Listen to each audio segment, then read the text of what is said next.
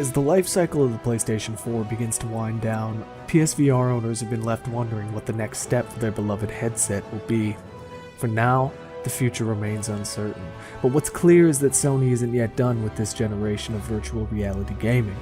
Their swan song of sorts has only just begun, and Iron Man VR is a message of reassurance that the years ahead are looking bright. While developer Camouflaj's take on the life of Tony Stark isn't the advancement in VR that, say, Half-Life Alyx was, the fact of the matter is donning the Iron Man suit and taking to the skies is just flat out cool. If you have the hardware, there is no reason for you to miss Iron Man VR. I think most were in agreement that regardless of whatever became of the missions, graphics, and storyline, so long as playing as Iron Man felt good, all else could be forgiven. And that's mostly the case here. Iron Man VR struggles with repetition and a forgettable story that I'll admit gets better in the final act, but over the 6 to 8 hours required to beat the game, it won't matter. You're here to suit up, take flight, and wipe the floor with some baddies, and Iron Man VR nails this. I felt as if I was a child again the first time I launched myself into the air. Or, maybe more appropriately, I felt as if I was living my childhood fantasy. And more so than anything else, isn't that what we grasp for every time we hit the start button? In that sense, Iron Man VR is one of the greatest games I've ever played. The feeling of zipping through the air, the rush as the clouds race by and the wind whips your cheeks, honing in on a target and launching the assault, it all plays excellently. And while the general impreciseness of the PSVR's tracking system leaves room for improvement, flying and shooting are mostly everything I could have wanted. A common sentiment amongst the PSVR community is that because Move controllers lack joysticks, using them often becomes more of a hassle than it's worth. And I'll admit, I've seen otherwise good games fall apart due to a poor control scheme, but Iron Man VR never really suffers from that problem. Getting a handle on Tony is relatively straightforward, and the tutorial that's provided should be more than enough for anyone to get off the ground. The simple but smart mechanics like tilting your hand up to open your palm or your wrist down to activate secondary weapons work brilliantly, and I love that the face buttons are used sparingly, not to overwhelm the player. A lot is going on in Iron Man VR. Things are fast-paced, and it's easy to lose track of enemies. Not having to fight the control scheme is much appreciated. I did have to scratch and claw to keep focused on the story, however. It's a snoozer. At least until the final act.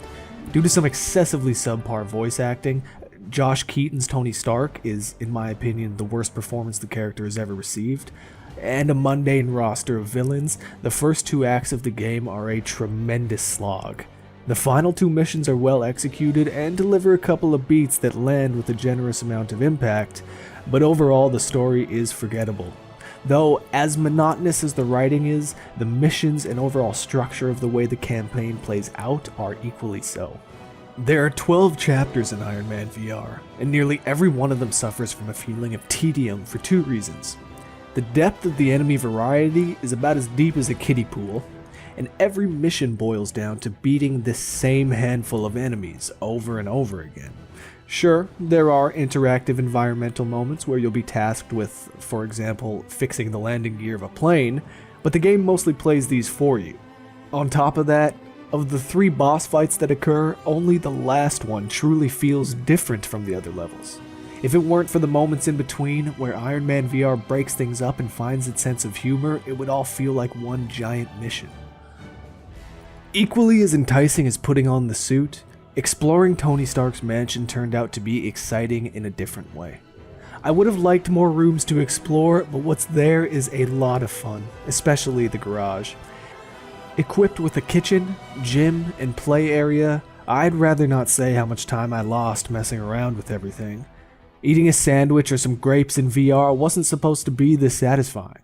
Lifting weights and hitting the punching bag are wonderful touches, and the arcade-style basketball hoop works quite well for what it is. These little nuances are what make VR experiences genuinely shine, and it's no different with Iron Man. I just wish there were more of them.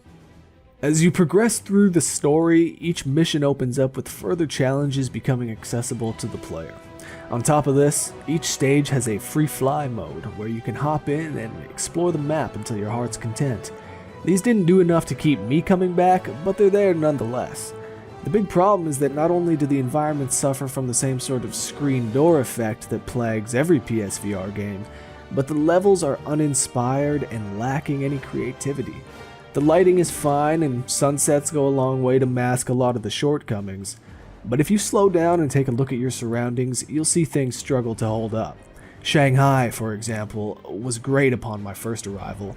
5 minutes in, however, the honeymoon had worn off and the blocky lifelessness of the city became too painful to ignore.